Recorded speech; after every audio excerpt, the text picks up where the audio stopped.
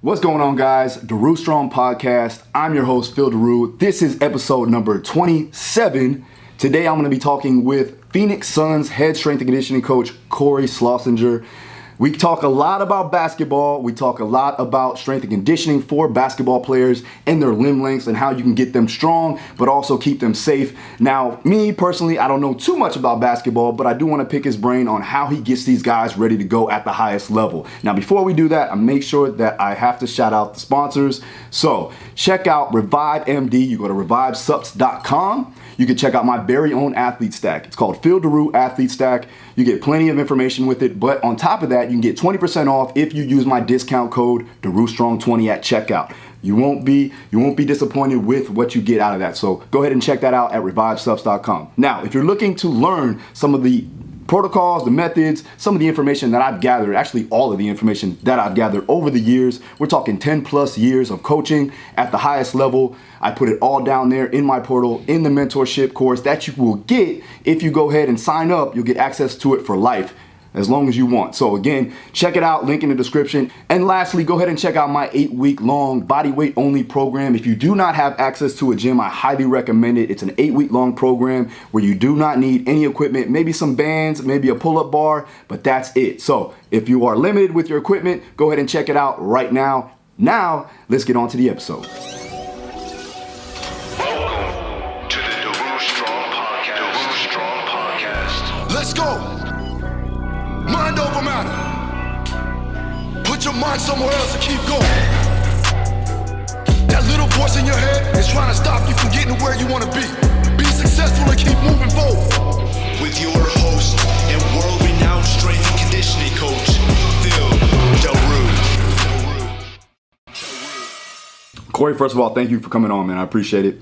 Beard looking good, you know. I feel like you're the ginger side of what I do. You know, I'm blonde, you're ginger, we make it happen. So how'd you get started, man? I know you played basketball as a kid. You went to college, played basketball there too as well.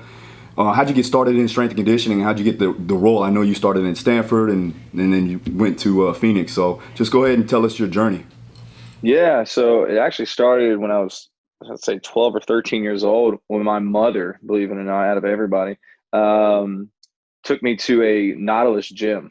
So I don't know if a lot of people out there even know that Nautilus had gyms back in the day, but it was just all Nautilus equipment.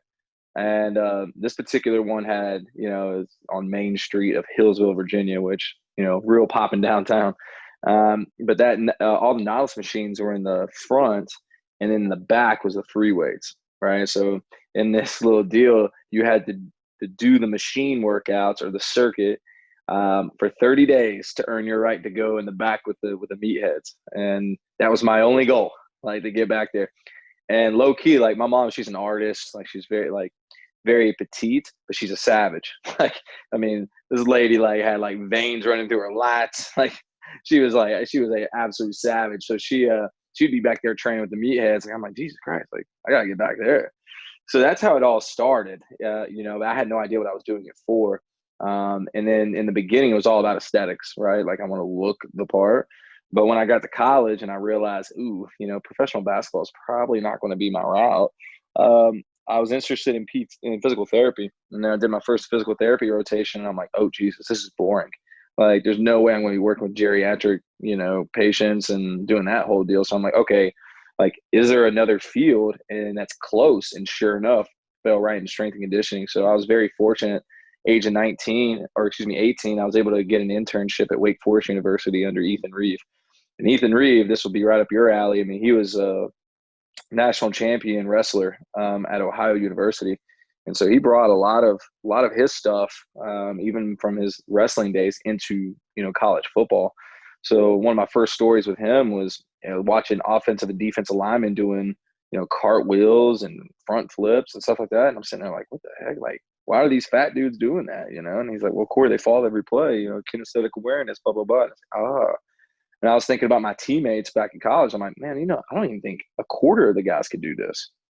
And that's where I realized, oh man, there's so much more to athleticism than what meets the eye when you have a basketball in your hands. And so from there, that's when I looked at physical development very, very different. You know, you think about what every kid used to go through back in the day in PE class, right? but no one can do that today. Like people even going across monkey bars today, like I don't even think kids could do that.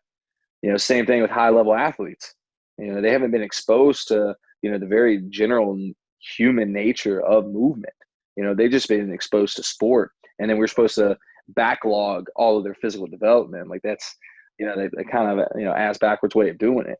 And so, the higher through that, I've been luckily internships after internships. My mentor at Carolina, I was lucky to be there when they won the championship in 2009. And that's when you saw like basically NBA pros for the first time, before they were pros. So when you see like, Danny Green, you had Ty Lawson, Deion Thompson, Tyler Hansborough, like you had some savages there, and you look at them train and it was very, very different than I saw everyone else, and that's where I got a lot of my nuggets from, Jonas Suration, shout out to him. But after that, after college basketball, I went out to hopefully start my strength and conditioning career. And luckily I was able to get my master's just down south, Campbell University. And that's where I had 7 sports, including football, help or assisting with football.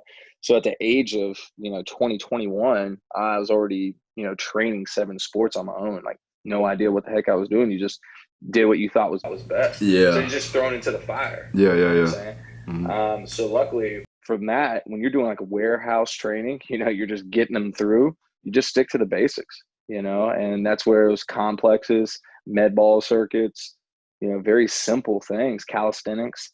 And when you can see that low hanging fruit yielding great results, then you're like, oh, I guess I can continue this no matter what athlete I work with. And just so you found out, the higher level the athlete, they needed even more simpler stuff. True. Yeah. They started to develop those bad motor patterns just from not training the right ways from the beginning. I think that's one thing that a lot of coaches that I've seen, especially with combat sport athletes, because they get stuck in that one fixed position, and then you have all these compensation patterns, you have imbalances going on. So I think if you do take that back, and we do a lot of simple movements, just like I seen you do a lot with your Instagram, with those guys like that are so lengthy, it's very hard to get them underneath load. I could see how it would be an issue. Like, how do you work around that? You know what I mean? You got guys that are like 6'8". Like, I couldn't even imagine a guy like that trying to lift or squat underneath a barbell, Right. And that's the thing. Like, if it looks right, it flies right. Yeah. And, back in the day, when I was at Santa Clara University, I had like okay basketball players, but I had good athletes. And just so you know, they could lift. Like I had 7-footers snatching, 7-footers cleaning and jerking, and it's like, they looked good at it too. It wasn't some like, oh yeah, it's a 7-footer lifting, 20 kilos. Like, no, they had some load. But the thing is, it's just all about graded exposure, but now this is what I learned throughout my deal though. The more specific and detailed the athlete is as far as good at their sport, the more stiff they generally are, because that makes them very reactive, which makes them very good at sport. So then when you try to do the same means and methods with traditional barbell work, it doesn't fit. Okay. And what it's so foreign to them, it's actually like limiting them more. And so that's where I found out very quickly. I was like, oh man, I need to start regressing simple patterns. Like we think a single leg RDL is easy. Well, not for someone who has a femur the length of our entire leg, So that's where you have to just regress things. And that's where a lot of adding stability to create more motor control comes in. Then you add load, then you remove then you remove stability. So a real simple paradigm, teach the movement by adding as much stability as possible so they can feel what it's supposed to feel like. Then add load. So now we're actually getting tissue quality, like we're actually building tissue, and then start slowly removing that stability. So now that they have load, they're working on, GTOs, muscle spindles, blah, blah, blah, for proprioception or whatever by doing a free weight movement, and they're doing it under a controlled means. So because they've always done the pattern right. That's why I love something, for example, like a hack field squat. Mm-hmm. Like I think a hack field squat is one of the best things you can add to a tall athlete because it teaches them to be in the proper position. So they actually load the hips opposed to getting that torque through their low back just to get the means up. Same thing with a single leg RDL. I love using the rack to assist them to get them in a position with the opposing hand so that they can actually put their position or their hips in a position to feel hamstring, to feel glute. And then all you do add load. Now we're getting the tissue adaptations we're looking for, and then slowly get away from stability or more stability to less stability. And the next thing you know, you got someone who's already got the tissue tolerance because they had load, most importantly, load. And then they develop the motor control because you're slowly taking away stability. And there, all of a sudden, they start looking like small guys, right? They start lifting like they're short. Yeah. And that's the reality. You're trying to make a 7-footer, move like he's 5'8" as far as his ability to move barbells, dumbbells, kettlebells, etc. Mm-hmm. Yeah, that's interesting because, like, as you can see, they move differently, obviously, right? The limb lengths, the levers that they have. When you're putting together a program, I know you do what's called microdosing. Can you go ahead and hit on that a little bit more? Yeah, so microdosing is really simple. Let's just imagine a 3 times a week program. Okay. You have day A, day B, day C. Okay. They're probably spread out throughout the week, Monday, Wednesday, Friday. Let's just assume that you have your warm-ups, then you have your calisthenics, you have your sprint work or your change of direction or whatever work you're doing that's more movement based. All right. And then we're going to go power, we're going to go strength, and then we're going to finish with accessory work. That's generally everybody's program, right? Especially in athletic performance. So all we do is take that exact same program, except we quarter it, and then we spread it out throughout the entire week. So instead of training 3 days, we train 6 days. So we just double the training frequency, but it's still the same amount of training volume, training intensity.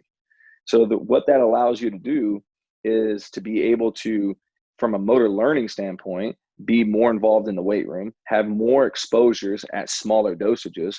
And I mean, let's be honest, man, like guys who lift really, really heavy, if you ask them like, okay, all you got squat today, they're probably going to go pretty ham on that squat. Yeah. Right? Yeah. And so now I'm getting higher intensities over more frequency. So if I was back in college and I did that being in college and doing that system, I took a guy that in his freshman season via training frequency had more exposures than a junior in college over his freshman year. Yeah, you're training more, practicing more.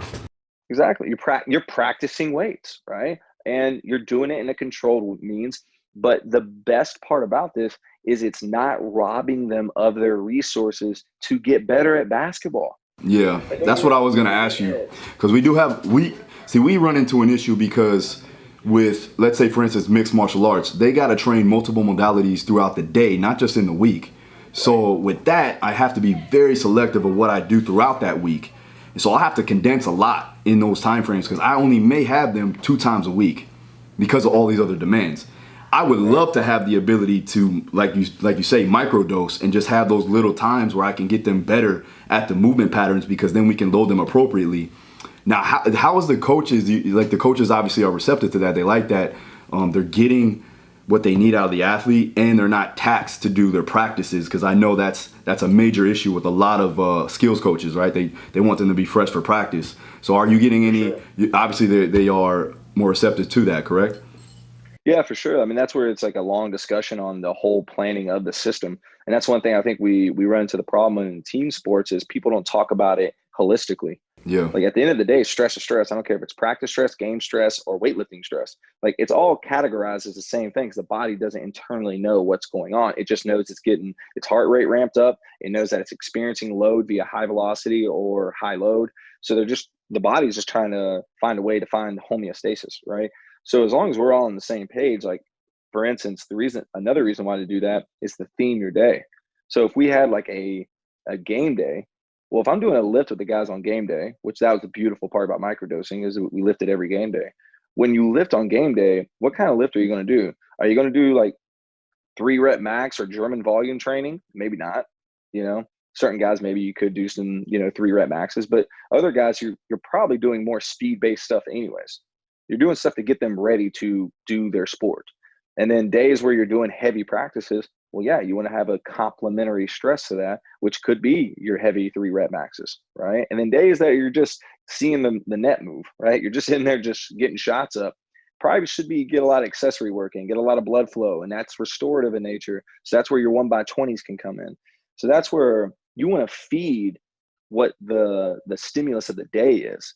So if we are trying to, here's a better example. If you're trying to develop better skill, the last thing I'm going to do is hit them with high volume, high intensity at the same time, right? Like it's going to blow them out. Like they have no chance of developing new skill because I just disturbed the system. What can I do to actually increase that though? Well, the way I could do that is by doing a lot of speed work, right? Doing a lot of drills for self-organization and being able to facilitate an environment for learning. So now once they hit the court, they're like, they're like a sponge at that point. Whatever stress you throw at them, they're going to be able to do it at high velocities and high retention because their body is primed to do learning. That's what I think that's where a lot of people miss the boat is they don't want to complement what the sport is. They just go, well, this is the weight room. So we're going to clean, snatch, back squat, front squat, because that's what weightlifting is. And it's like, yeah, I understand what weightlifting is, but until there's a squat rack on the court and you get points for lifting the most weight, that doesn't matter. Yeah, that complement what they're getting. Sure, I don't mean to cut you off, but it kind of reminds me of a question I wanted to ask you now. Like as far as like your KPIs, at the end of the day, I'm gonna say this. At the end of the day, same with me. I don't give a fuck how good they look inside the weight room. The goal is for them to win a fight. So the goal for you is for them to win a game or to win a championship. Where do you have any of those KPIs that are really beneficial, that have that directed correspondence, or is it something like whatever they're good at what they do, as long as we can keep them safe and healthy and increase some type of athleticism, that's good for me? Or you have one particular thing that you do? So KPIs are very confusing because they are so interdependent, in my opinion. Because if I was training a fighter, then we can establish normative values for that fighter. But if you're training 15 dudes, trying to establish normative KPIs for each individual, comparing a big to a small does not do the same thing, right? Like a guy who is muscularly driven, he's going to have different KPIs than a guy who is like fashionally or very tendinous based.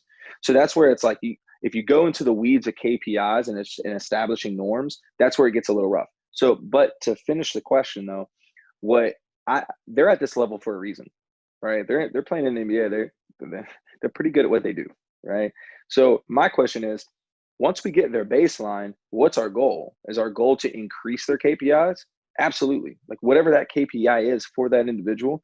Let's just say eccentric rate of force development. I think that's one of the most important ones to look at, mainly because breaking, in my opinion, is more important than actually jumping, because the guys jump all day anyways. It's about the guy who can create separation. Whether he's creating separation horizontally or vertically, I don't care how he creates separation. So he needs to be able to absorb forces more so than give forces. He's already doing that on the court. And don't get me wrong, he does that on the court by eccentric loading at higher velocities. But in a weight room, everybody's training concentric. And that's why I'm like, like for these guys and the amount that they're playing, eccentrics and isometrics is really all you need to be at. So as far as developing KPIs for those guys, it's really simple. Like give them just progressive overload. What do they come in? Like, let's just use a trap bar deadlift. Trap bar deadlift with a 3-second tempo. Okay. If they progressive overload that over the course of a season and added 20 to 30 kilos on that, and this is a guy who's played in the league for anywhere between 5 to 6 years, that's pretty solid. Right.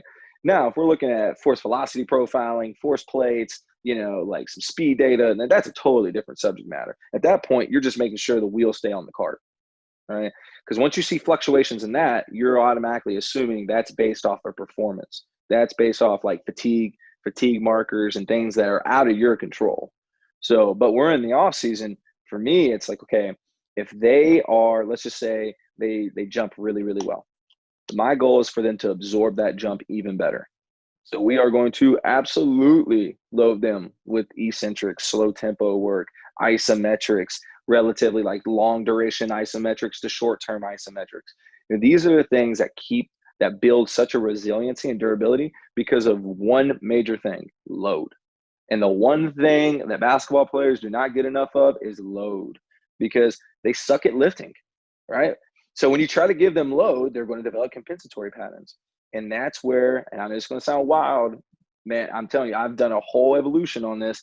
I am in love with machines right now.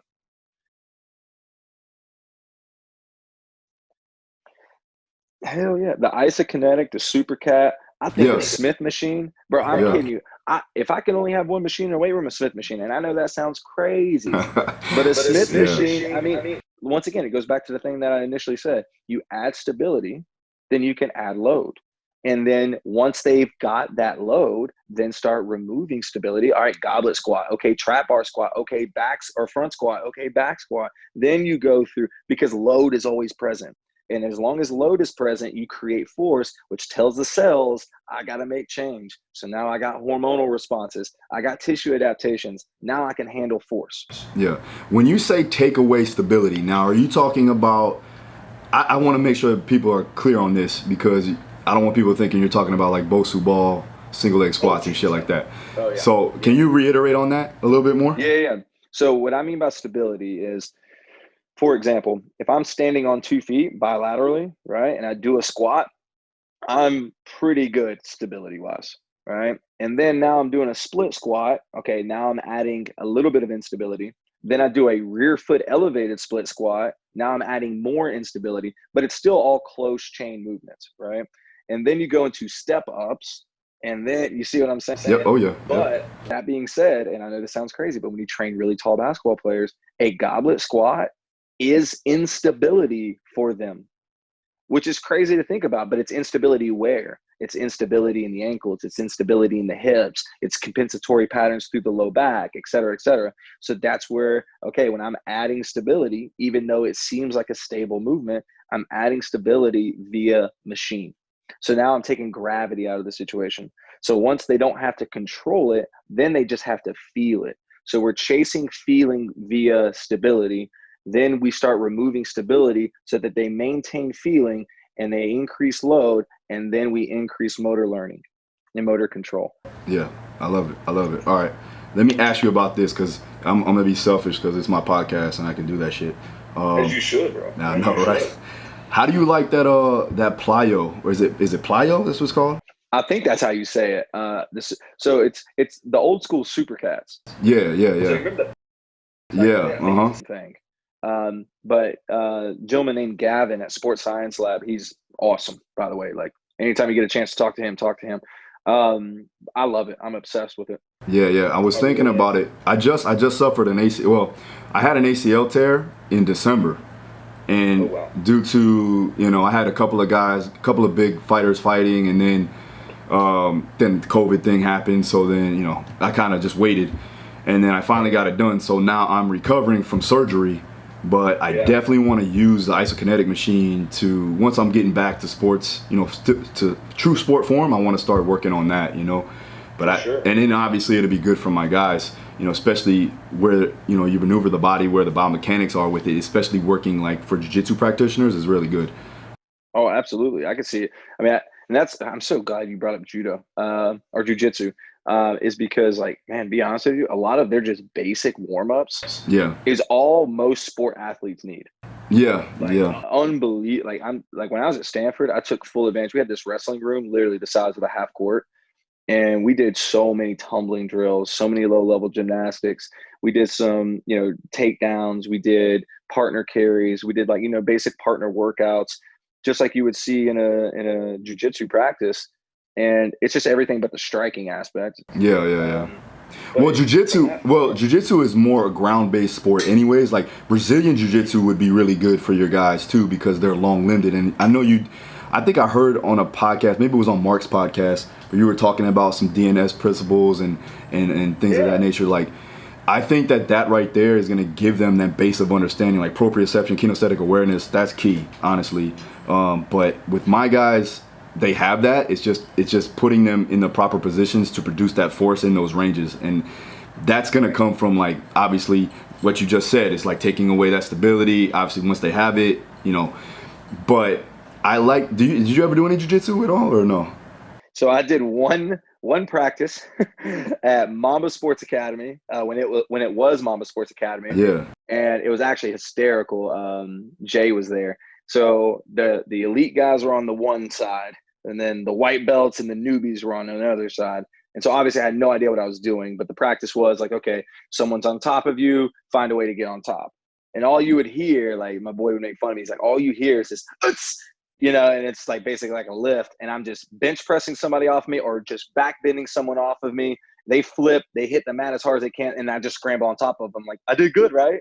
And it's like, no. Nah, that's not how it goes. The athleticism and the strength will get you so far. Yeah. Yeah, man. Like, damn, man. Well, see, here's the thing. That's why with my guys, they're very talented. They have great technique.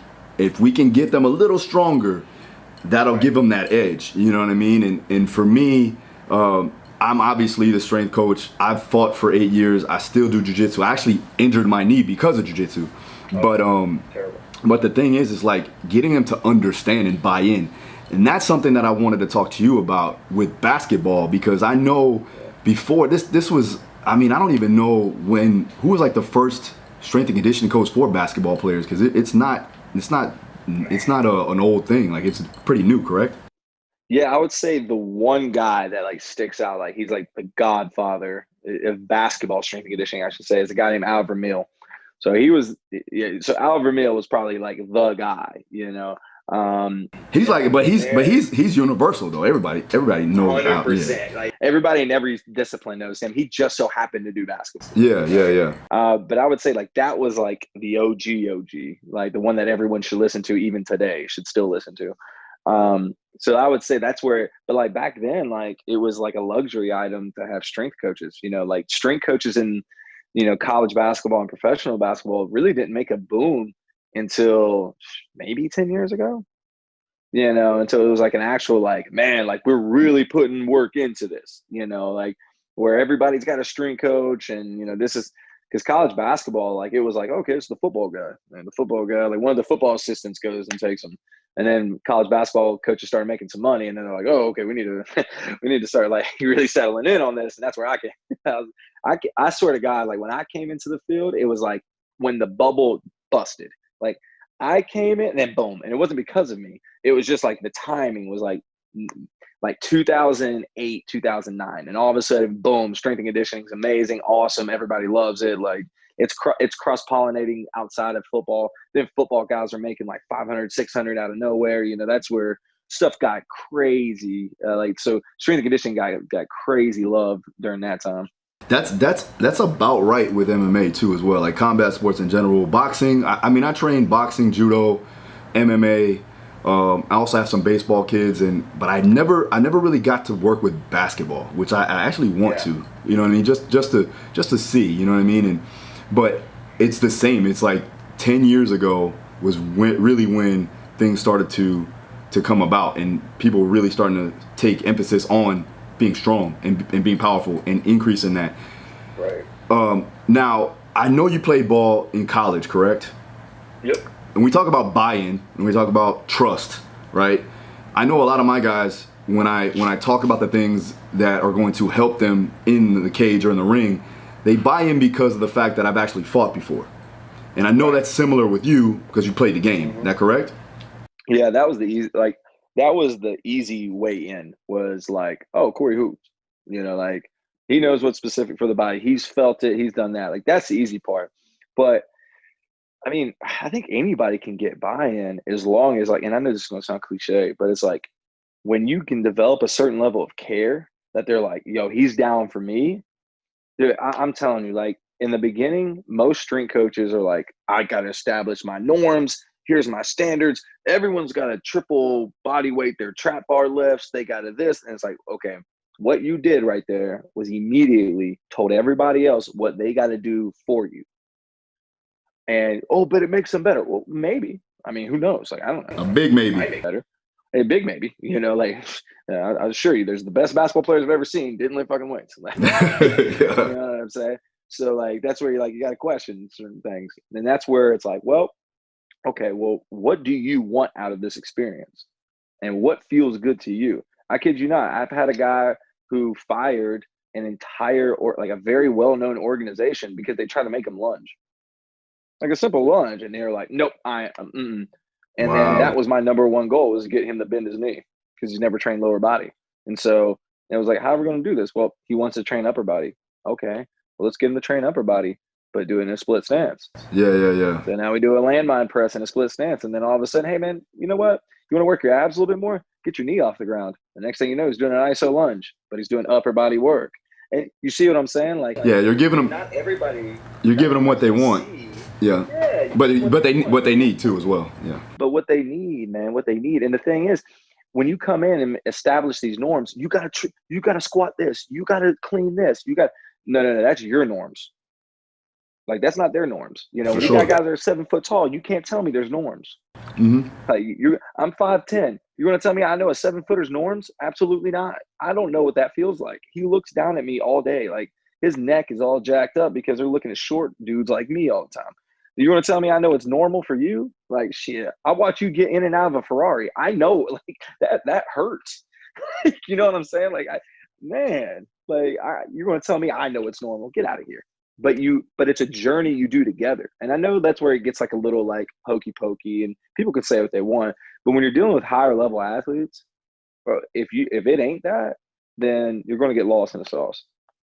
For sure. All right, so I gotta get to these questions that some people ask me, so I don't get they don't get mad, I guess.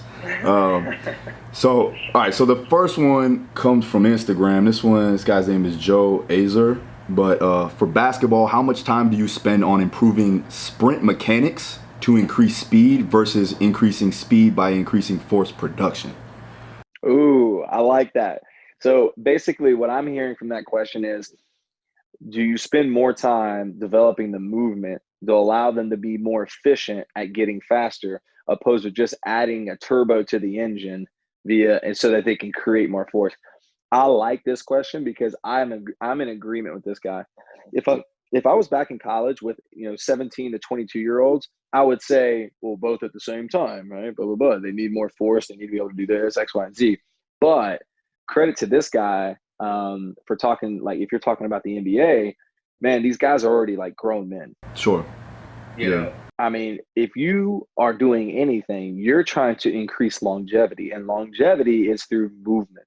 And the better and the more efficient they are about accepting and expressing loads through different means and methods, more importantly through variability, that's going to allow them to have more longevity, at least in my opinion, have more longevity in the thing that they already know how to do. They're experts in their movement set, and that's why they are in the NBA, right?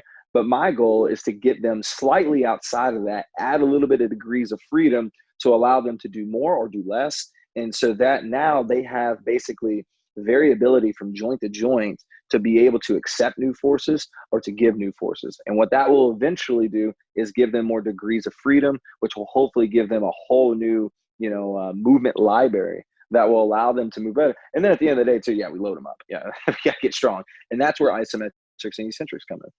I like that though, because not a lot of people do put a lot of emphasis on eccentrics and isometrics in a lot of ways. Like for my guys, obviously it's a weight class sport, so we have to be cautious of eccentrics and eccentric loading, again, for delayed onset muscle soreness and then obviously hypertrophy reasons too. Right. But the isometrics, like overcoming isometrics, I'll do that for contrast sets right before a fight, because I still want to get motor unit recruitment.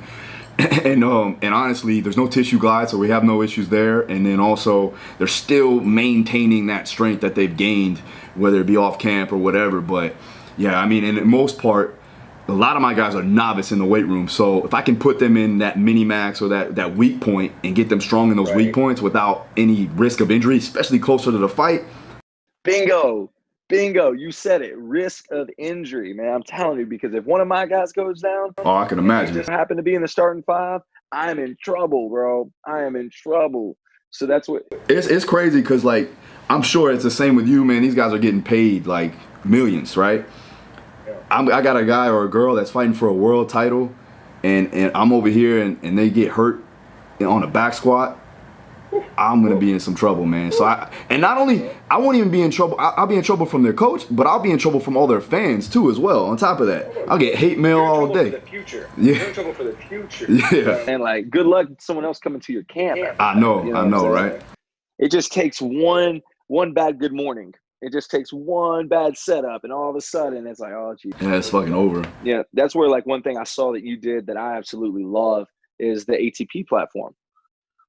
What a great way of getting load. I love that thing. Great way of load, dynamic load at that, in sport position, in specific positions, wears them out, doesn't beat the heck out of their joints. Talk about athletes that run and jump all the time on hardwood surfaces. The only way that I can get them load is hopefully through that very similar means, like that bell squat. I love it. What about that K-box? How you like that K-box, Will? So the K-box is cool. The only issue is you need to truly get the benefits of the K-box. You got to really assist them on the concentric aspect to give them the overload. Because the thing about flywheel training, yes, this is it's eccentric based, but it's only eccentric based on what concentrically they can create. Gotcha. So if you assist that concentric and throw them down in the hole, then it's eccentric. You can get like an overload eccentric at that, right? If you're assisting them. Right. The assist is because like, trust me, like after you get to 3 or 4 reps and you're ripping it as hard as you can, your fatigue is through the roof. So then your concentric aspect is a lot less. Gotcha. And then your eccentric aspect is not getting there. So if you're there to assist though, and to put them in the hole, and they have to really eccentric, and that's why I love all the kettlebell stuff that I do, like the drop, like the split drop. I like that, man. I'm talking with my fighter right now, but like I see the stuff that you do. You're playing basketball with the kettlebell, man. You're like dribbling it. I've seen that. It's funny you bring that up. So I used to do like the heavy kettlebell partner passing, like with the 203, and I had a cat from he was like West Side's doc for a bit, as far as like their Cairo. John. Yeah, I know John. Yeah, but John's awesome people. Oh yeah. And that's the first thing he said. He's like, bro, this is perfect for MMA. I was like, oh my God, you're right. Like that makes a lot of sense. And then we started doing the single arm work, and the single arm catches. He was like, bro, this is like absolutely perfect because it's high eccentric rate of force. Everything you do in punching, concentric. Now, don't get me wrong, you bring it right back, eccentric. I get it. But the forces are way different. Yeah, it's more rate of force. Like there's really unless you're like throwing like nonstop punches or like you're trying to bounce off or something like that. I could see that being more of that stretch reflex. But again, the goal is like you do all the time with those kettlebells is the ability to relax and contract rapidly. Yes, and that creates efficiency. You know what I'm saying? So back to like that same question that the one guy from Instagram had, that creates efficiency more so than force production. It's okay, let's just take a lighter bell and let's just go through contraction relaxation. All right, just put them under tempo. Yeah. And at first it's hard because they're trying to figure it out, and then they find efficiency. And once they find efficiency, they can go all day. Okay, great. Now add load. Yeah. Great. Nah, it's dope. And in that perspective, you're like, oh man, like next thing you know, you're blown up the next day because your body's never accepted high velocity eccentric. So we're gonna get into this. I might have to talk to you a little bit more off air and stuff, but no, don't worry. But as far as like volume and intensities, how are you gauging that though? You know what I mean? Because it's so different. It all has to be reverse engineered from what they do the most, which is play basketball. So high minute guys, you're gonna be like, yeah, we gotta dial it back. Your medium the road guys, okay, we can play around some things. Guys that aren't playing, oh baby, it's training camp. We're lit. Like we got to prepare. We got to prepare tissues to be able to handle 20+ minute loads just in case you got to go in. So, I'm sure. Yeah. So there's multiple ways of getting that. All right, let me go ahead get some more of these questions out of the way. All right. So one of my mentorees asked. His name's Lloyd. He asked, "What kind of exercises?" I'll say this. What is the main energy system that you usually train in season? Right, not off season, in season.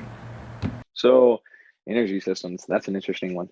I will say this, their sport demands all of energy systems to be going at once. I mean, technically all of our energy systems are always going at once, right? So I guess you would say, what's the focus point? You know what I mean? Yeah. And it depends on, I'm pretty sure it depends on the position too, correct? So we got to break it down in multiple layers. So for simplicity's sake, let's go with, okay, we got high minute guys versus low minute guys. Okay. That's a way that you determine load or energy system or whatever you're trying to develop. Right. And then you have specific to what they do. Let's just use, for example, for simplicity's sake, guards and bigs. Right. So when you add load to a big, so we're saying we're doing back squats at 5x5 at 85% rep max, just say, right? That load on a big versus that load on a guard, which one do you think is going to have the most load? Big. Well, big, obviously, yeah. Because big, right? Because he's got, I mean, it's a lot more effort for him to do the same thing a guard does just from gravity alone. Yeah, right? for sure. So that's where you have to be mindful of bigs, because bigs, for them to get up and down the court is not the same as a guard getting up and down the court. Yeah, I can imagine, bro. Shit. So that's where it's like heavyweights, man. Let's play a half rule. Like, if you're big, you're doing half the volume as guards. Well, that kind of makes sense. They're moving more load. The percentages obviously going to be higher per se, quote unquote. Right. So that, it's just, honestly, you're just checking out the workload based off of their weight and how big they are. Right. I mean, let's look at it like this. So I drive a big truck. Yeah. And my girl drives a little 84 Audi. Yeah. All right. We both go to Sedona, which is 5 hours away. Which one's going to have to fill up on gas the most? Oh, yeah. Trust me, bro. I got the same truck. I seen your truck. You got a GMC? You know got Sierra? Yeah, I seen it, man. I got the same truck, bro. It's tough. Yeah. Listen, I fucking drive 90 minutes a day. To and from the gym. I'm killing myself. It's You look good at it. Oh, you know what I'm saying? I feel like it fits us. You know what I mean? Facts, man. Facts. But the real deal is this. Like, once again, it's a different fuel. It's a different means. We got big ass tires on our truck. They have more efficient tires on their car. It just makes sense. And so that's how you got to treat them different. And it could be like, yes, through exercise prescription, but volume is what you got to be really careful of with bigs. Sure, I bet. Okay, there's another one. So Michael asked me to ask you, what is the agility plyometric work look like in season versus off season? Is there any acceleration training, deceleration training, and change of direction training, obviously? So. This is an amazing question. For most people, they would just go, oh, no plyometrics because it's in season. They're already doing it, which is very correct. Like, once again, the sport, that I think a lot of people get lost in the sauce on this, where they're like, they separate the weight room and the sport. Like, what is the actual demands of the sport? Well, it's sprinting, it's change of direction, and it's jumping. Like, okay, why do I need to do more plyometrics in the weight room? Good point. I probably don't need to, but with that being said, there's some other things that we can do that will complement plyometrics, right? Obviously, isometrics and eccentrics, right? But from a place that's like more higher velocity, looking into Franz Bosch's work. Now, never go full Bosch, I've always been told, but never go full Bosch. But there's certain things that are like make a lot of sense, like the fluctuators and how you train the GTOs and muscle spindles to be able to handle variability within high velocity movements via, like if I'm doing a lunge into a step up, basically what I'm doing is I'm doing gait, I'm doing sprinting. I'm just doing it at lower velocities, but I'm using different means and methods. I'm using water bags. I'm using all these different things that will challenge the motor control of the movements that they do at high velocities. So that is not necessarily plyometric in nature, but it does complement the plyometrics that they're doing. I do a ton of that type of work with my guys pregame. And then sometimes that's their lift for the high minute guys, because it's about keeping them healthy, And once again, now people are going to assume, oh man, the high minute guys, man, they don't lift. Well, okay. Yes, they do. We just get it through different means, which means, yes, they do the Bosch stuff, but when we get them in like one or twice a week, that's when you get them with heavy isometrics. And so once again, like we're never going away from load. Load will always be present. It's just how we deliver that load to the system. What's the means that makes the most sense?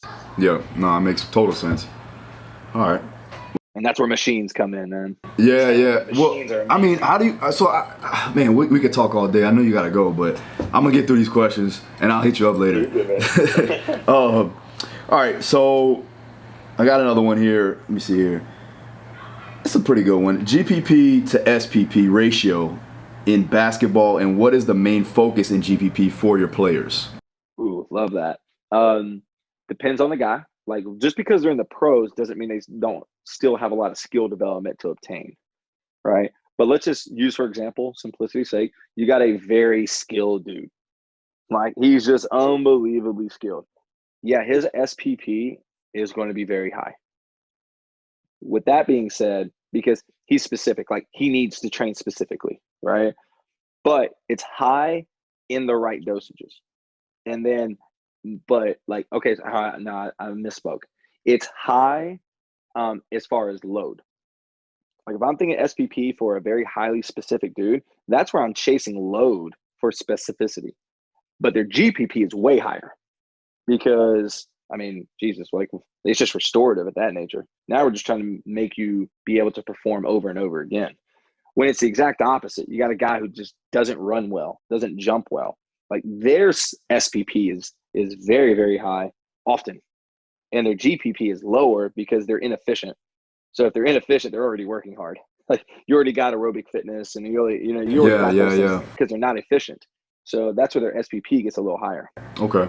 Because you're actually trying to develop skill, right?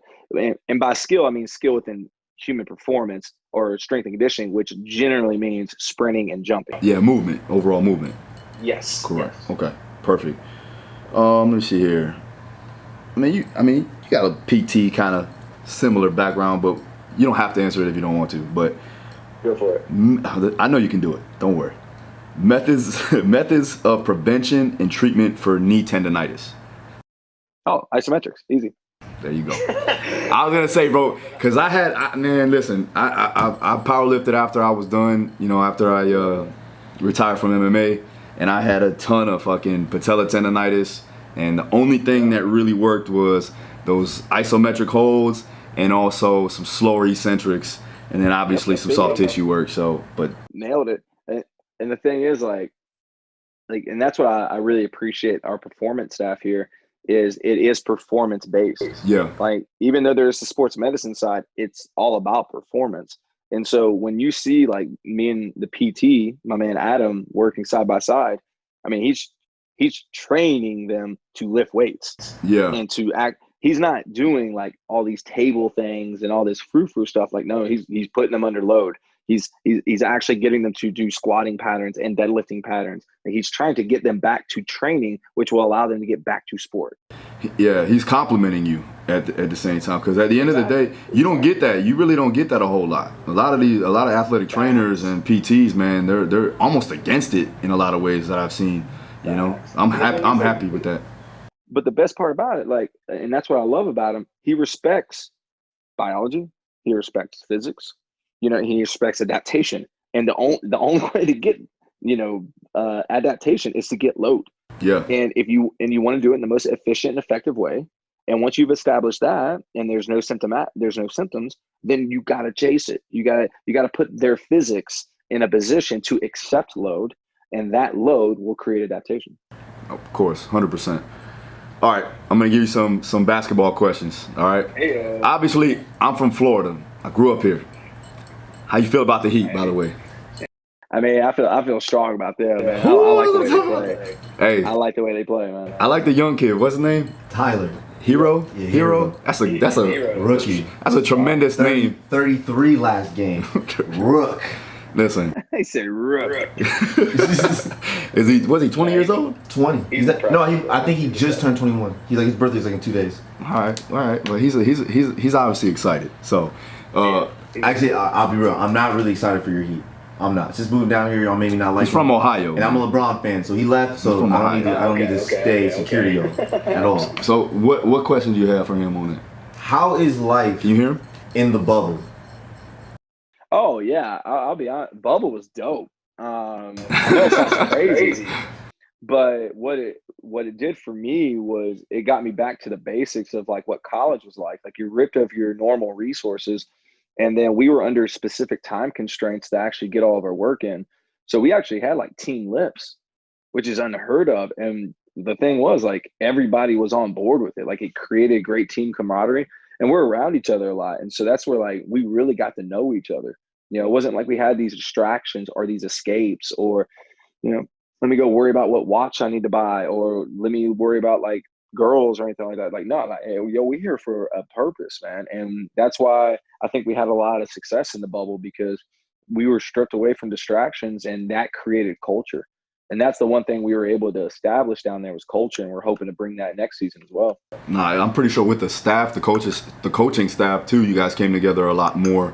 100%, man, because every meal's together, we're at practice together, and then there's nothing else to do but to hang out with each other because, like, you can hang out with other people, but at the same time, that gets old. So then you just want to like, you know what? Let's double down on our own people and let's really like squeeze the juice and understand the values that these individuals bring. There's some sport coaches schooling me on things that I was like, oh my God, I had no idea on. And then vice versa on just general physical preparation. They're sitting there mind blown about motor learning strategies. And I was like, yeah, this is pretty simple stuff for me. But for them, they're like, oh, and now all of a sudden we have a dialogue and now we have trust. And with that, oh man, I'm telling you, you can take on the world with that type of stuff. Sure, yeah, that's dope. Anything else? With the if they're restarting the season in January, are they going to stay in the bubble, or is it going to be like opened up more? So, in my opinion, they have to find a way to get fans. So they have to find a way to get fans, thus revenue. So there was the thoughts while we were in the bubble that they would do 2 different bubbles, like an East and a West. Now, no one confirmed that. This is just like us, like just gabbing, like, oh, okay, well, to make this work again, they're probably going to have to do this and they're probably going to have to do that. But my opinion is, like, football's already trying fans in the stands. I think if football shows more and more in success, there's a vaccine, there's all these things that could hopefully get more fans in the stands. Once we establish that, I think we get back to normal. Because with this testing, like I think there's some new testing that's already been established in the White House, but supposedly can get you results in 20 minutes. So once we have that, then it's like, okay, what are we doing then? Like, let's double down on this testing. I mean, yeah, it's going to be a cut, but as far as getting people in the stands, I mean, that's where the revenue comes from. So I'm hoping that we have more of that next year. I'm hoping we're getting closer and closer to normal because, man, we got a dope arena. Oh, my God, it just got renovated. Oh, man. And a new practice facility. We're killing it right now. So once that opens up, oh, baby, it's gonna be trouble. Nice, man. You got anything else? You good? All right, so one final question. Personal question. Do you think the comeback kids can do it again? Do you think they can pull it off 3 times in one playoff? Down 3-1. I'll be honest. They have such a strong culture, and I know their strength staff really well. They're great dudes, man. Great dudes. I think it's going to be tough though. Yeah. I think it's going to be tough, man. Like I think they flipped the switch, and I think it's go time. They got LeBron, though. Yeah, they got LeBron and AD. That's it. It's over. Too much. Man, I think they flipped the switch, man. So I think it's going to be trouble for everybody here on out. Nice. All right, man, I'm not going to keep you too long. I know you're a busy man. But I do want to link up with you at some point. I need to get out there to Arizona anyways. So if I do, I'll make sure I hit you up. But dude, hit me up, man. Like let's get a garage session in. For sure. I got some stuff. I seen it, man. I seen it. I like it. I like what you got in there, man. And again, if you're down in Florida, South Florida, obviously come hit me up and we'll work out at the gym. Maybe hit another podcast or whatever. But definitely let's stay in touch. And I do appreciate you taking the time to talk to us. Bro, absolutely. It's my pleasure. Appreciate you, gentlemen. Love what you're doing, man. Keep it going, bro. I appreciate it, bro. Thank you. We'll talk soon, all right? All right, man. All right. Yes, sir. Bless.